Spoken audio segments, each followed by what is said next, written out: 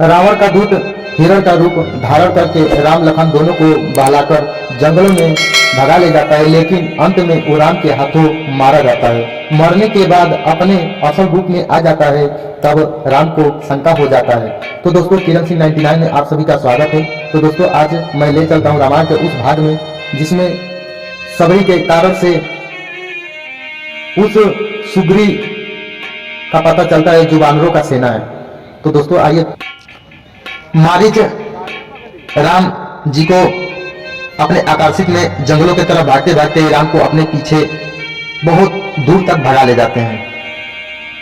अंत में राम जी अपना बाण चढ़ाकर उस मारीच के ऊपर छोड़ देते हैं, जिससे मारीच का शरीर घायल हो जाता है और मारीच वहीं गिर जाता है। गिरने के बाद हाय लक्ष्मण का आवाज लगाता है, जिससे सीता बहुत ज्यादा आश्चर्य और चकित हो जाती है कि मेरे नाथ श्री राम को कुछ हो तो नहीं गया।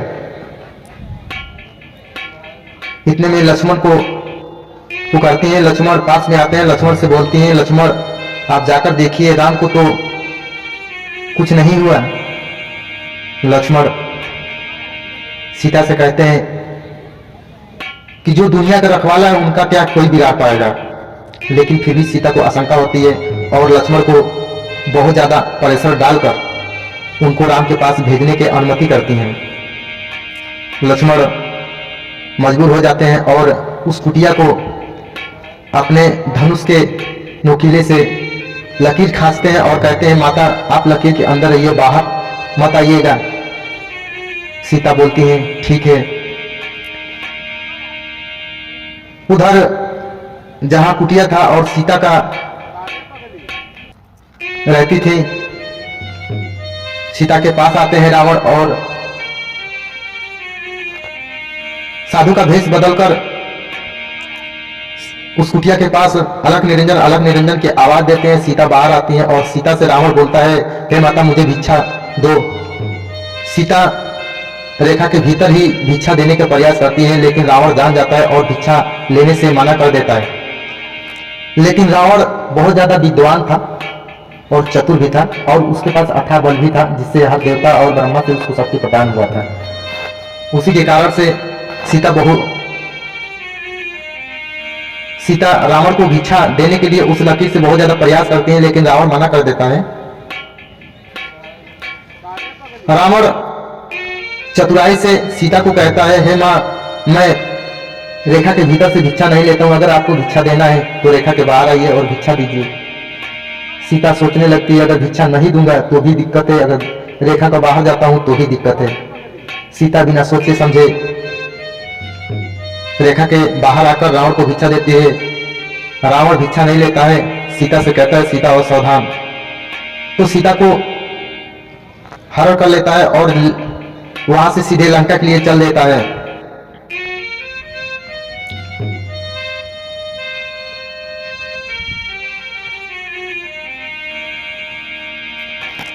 उधर मारीच को राम का बाण लगा हुआ है और राम मारीच के पास जाते हैं। जो मारीच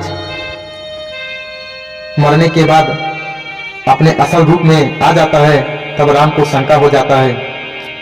राम सोचने लगते हैं कि हमारे साथ छल हो गया। राम लक्ष्मण से पूछते हैं, भाई लक्ष्मण सीता को अकेले छोड़ तुमने ठीक नहीं किया, सीता कुटिया में नहीं है। राम और लक्ष्मण दोनों भाई वहां से चल देते हैं। जैसे ही कुटिया पर पहुंचते हैं, देखते हैं कि सीता वहां नहीं है। राम और लक्ष्मण जोर जोर से आवाज लगाने लगते हैं, सीता सीता। पर सीता को रावण तो हरण कर ले चुका था और लंका के लिए प्रस्थान कर चुका था। दोस्तों, आप सभी को हम बता दें, कहानी के माध्यम से आप सभी को बता दें कि ये तो सब विधना में लिखा था कि सीता का हरण होना, रावण का विध्वंस होना। तो आइए आगे देखिए क्या हुआ है। ऐसे ही आवाज लगाते लगाते बहुत दूर निकल जाते हैं।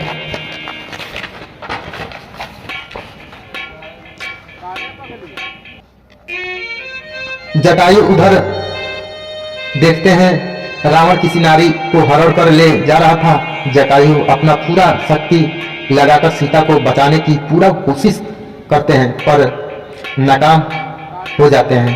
रावण किसी से कम नहीं है। जटायु का पंख काट देते हैं। जटायु आकाश से जमीन पर गिर जाते हैं। हाय राम का जाप करने लगते हैं। राम उधर सीता को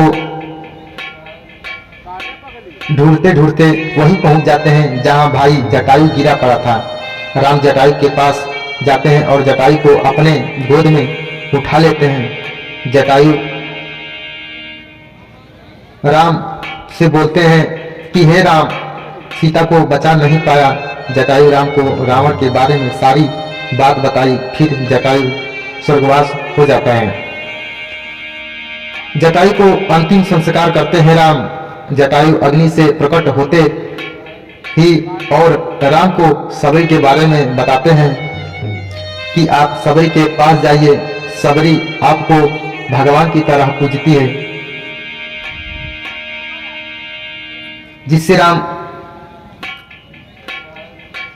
फिर वहां से चल देते हैं। सबरी श्री राम प्रभु का बहुत ज्यादा इंतजार वर्षों से कर रही है। श्री राम प्रभु सबरी के निकट जाते हैं और सबरी देखते ही राम प्रभु को कुछ ही क्षणों में पहचान लेती हैं। पहचानने के बाद सबरी राम का पैर पकड़ के रोने लगती हैं और अपने कुटिया पे ले जाती हैं। राम का स्वागत करती हैं और अपना जूठा फल बैठ खिलाती हैं। सब खाने के बाद राम पूछते हैं महाराज सुग्री के बारे में। तो सबरी सारी बात बताई कि आप ऋषि पर्वत पे जाइए। वहाँ ही सबरी बताती हैं कि आप ऋषि पर्वत पे जाइए। वहीं सुग्री वानरों का सेना रहते हैं जिससे